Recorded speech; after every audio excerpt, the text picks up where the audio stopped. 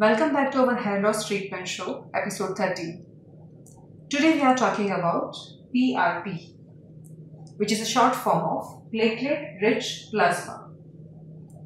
So some of you would have heard the term PRP, that PRP treatment for hair is good, it can help you with your hair fall or hair thickening and other things.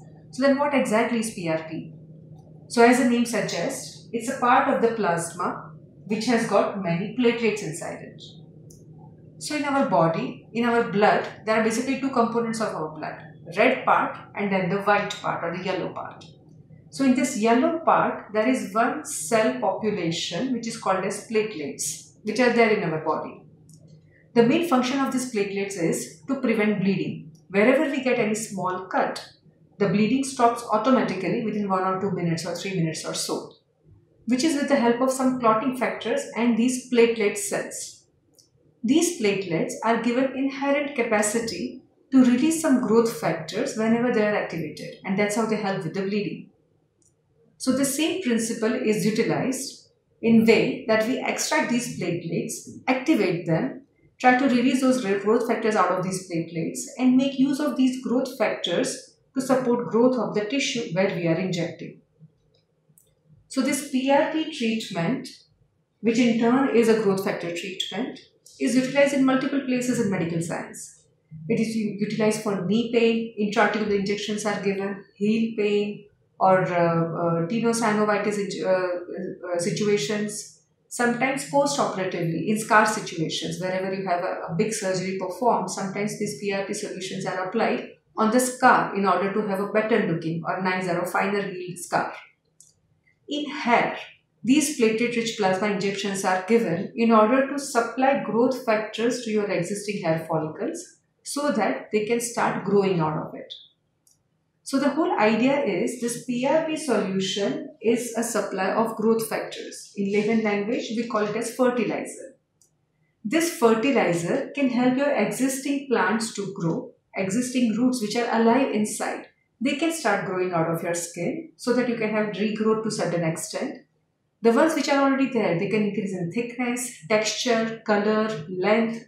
So overall, with these PRP injections, one can observe improvement in outlook and density to a certain extent. But as we discussed, PRP is fertilizer. It can work where you have seeds alive.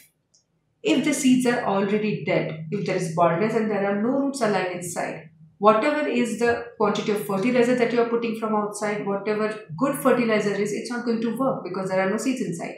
So then you have to put in new root, which is hair transplant. So PRP does help with hair regrowth, but to a certain extent. It depends upon the case that at what stage you are starting PRP treatments. But overall, it can help you to improve from where you are right now. But it cannot make it 100% regrowth because there are no seeds alive there. So PRP can help you with your hair fall situations, hair thinning situations, and to a certain extent hair regrowth situations.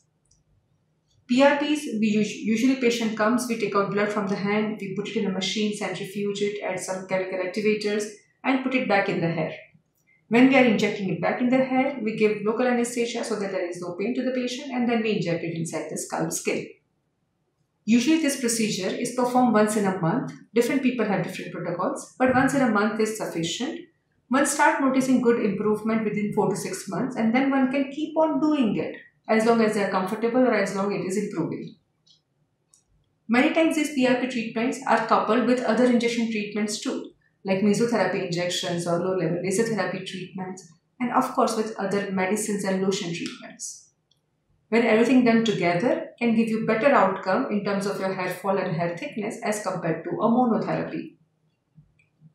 Sometimes people who are not comfortable with taking oral medicines or having side effects with oral medicines, they also prefer going for these injections which they can keep on repeating once in a month basis and can have a good and healthy hair on there.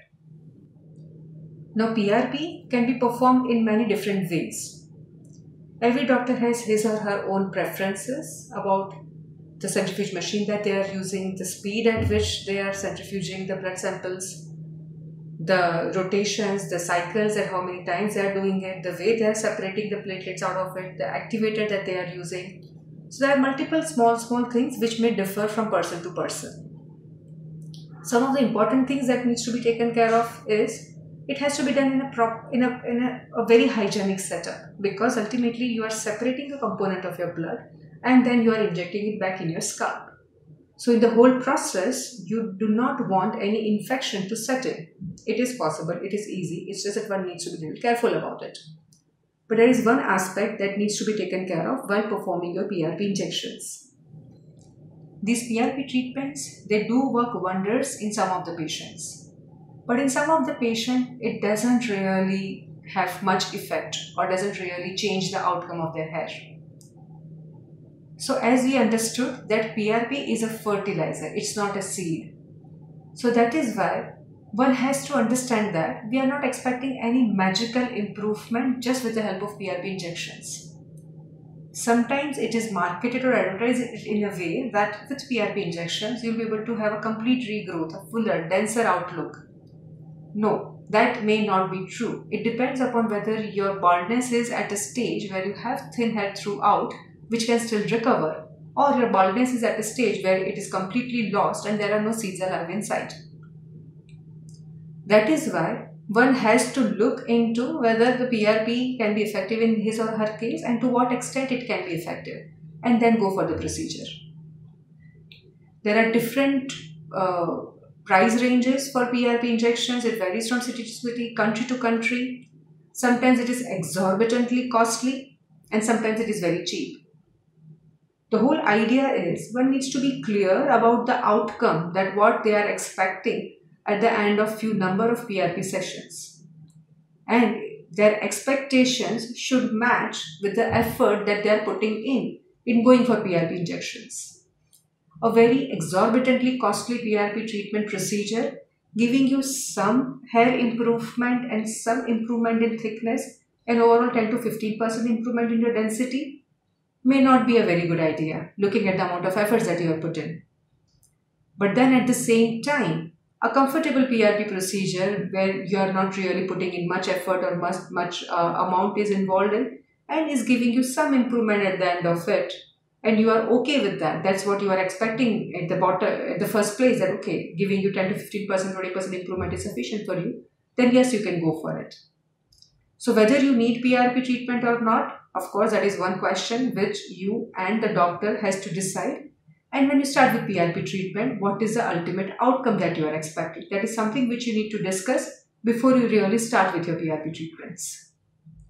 So friends, this was in short about the PRP treatments. I hope this helped you to solve some of your doubts. If you have any questions, feel free to write to us. See you in next episode. Thank you.